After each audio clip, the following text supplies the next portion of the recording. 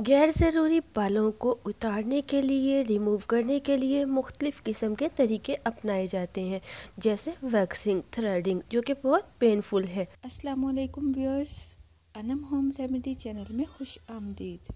Subscribe कीजिए Anam home remedy channel को और बेल आइकन को दबाइए ताकि मेरी कोई भी वीडियो आप सबसे पहले हासिल कर सकें। आज मैं आपको प्राइवेट पार्ट से नेचुरल तरीके से हेयर रिमूव करने का तरीका बताऊंगी, जिसके लिए आपको मेन एक ही इंग्रेडिएंट्स की ज़रूरत होगी, जिससे आपके गैर ज़रूरी बाल परमानेंटली रिमूव हो जाएंगे। लेकिन इसके लिए थोड़ा वक्त लगेगा, तो चलिए शुरू करते हैं। इस होम रेमेडी को बनाने के लिए आपको चाहिए वाटर। पानी आपने लेना है 200 ml और आपको 1 टेबलस्पून बेकिंग सोडा चाहिए। पानी को आप अच्छी तरह से बॉईल कर लें। जब पानी अच्छी तरह से बॉईल हो जाए तो इसे एक बाउल में निकाल लें और इसमें आपने 1 टेबलस्पून बेकिंग सोडा मिलाकर अच्छी तरह से इसको हिलाना है ताकि इसका एक थिक सा पेस्ट बन जाए।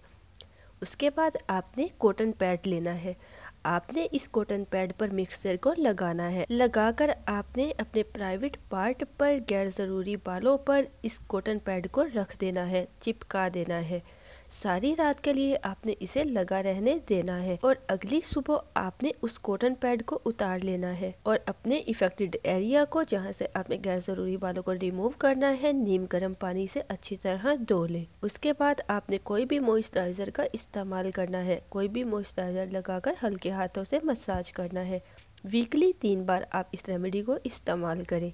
कपल ऑफ वीक इसका इस्तेमाल जारी रखें। 3 साइकिल में ही आपको रिजल्ट बहुत अच्छा नज़र आएगा और आपके हेयर कम्प्लीटली रिमूव होना शुरू हो जाएंगे। ये बहुत मैजिकल रेमेडी होने के साथ साथ कॉस्ट इफ़ेक्टिव रेमेडी भी है।